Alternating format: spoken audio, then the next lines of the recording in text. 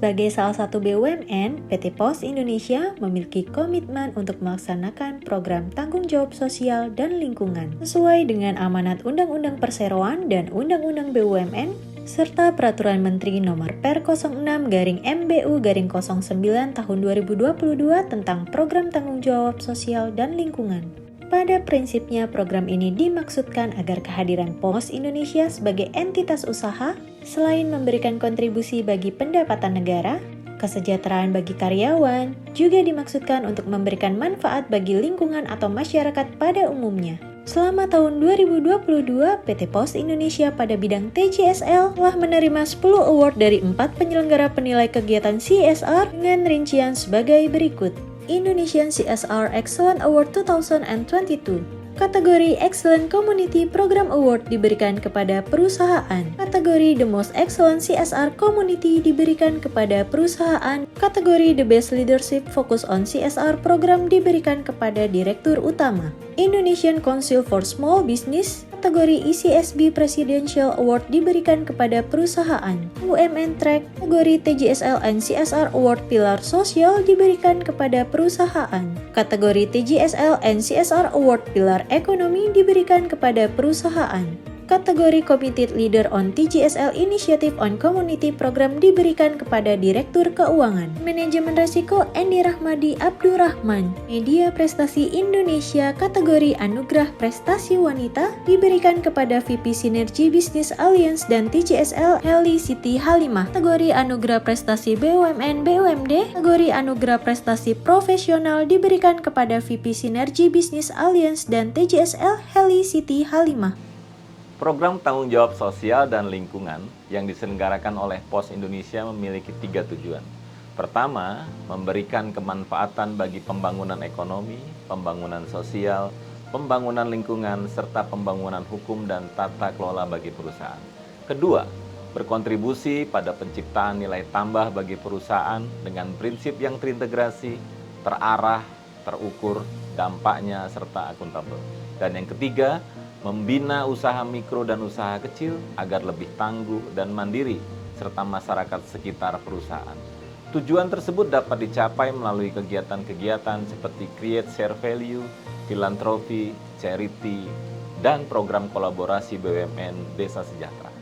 Pemberian bantuan kepada mitra binaan usaha mikro dan kecil dilakukan melalui prosedur pengajuan proposal kepada unit TJSL daerah setempat, peninjauan kelayakan oleh TJSL daerah, kemudian validasi oleh TJSL pusat, dan penetapan penerima bantuan dilanjutkan dengan realisasi pemberian bantuan. TJSL berupa pemberian bantuan kepada masyarakat diberikan melalui prosedur pengajuan proposal ke TJSL pusat, lalu peninjauan kelayakan, penetapan penerima bantuan, dan realisasi.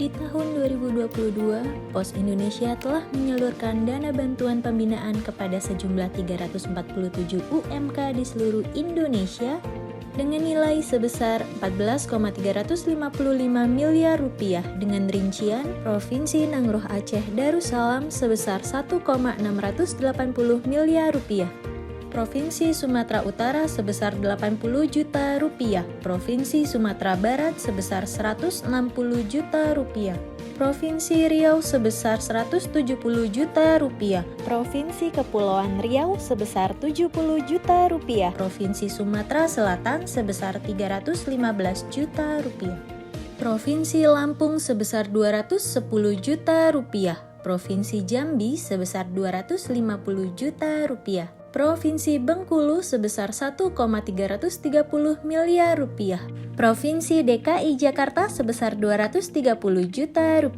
Provinsi Jawa Barat sebesar Rp4,790 miliar, Provinsi Jawa Tengah sebesar Rp195 juta, Provinsi Yogyakarta sebesar Rp585 juta, Provinsi Jawa Timur sebesar Rp555 juta, Provinsi Bali sebesar Rp540 juta, Provinsi Nusa Tenggara Barat sebesar Rp560 juta, Provinsi Kalimantan Selatan sebesar Rp125 juta, Provinsi Kalimantan Tengah Rp140 juta, Provinsi Sulawesi Selatan sebesar Rp380 juta, Provinsi Sulawesi Utara sebesar Rp1,705 miliar, Provinsi Sulawesi Tenggara sebesar Rp285 juta.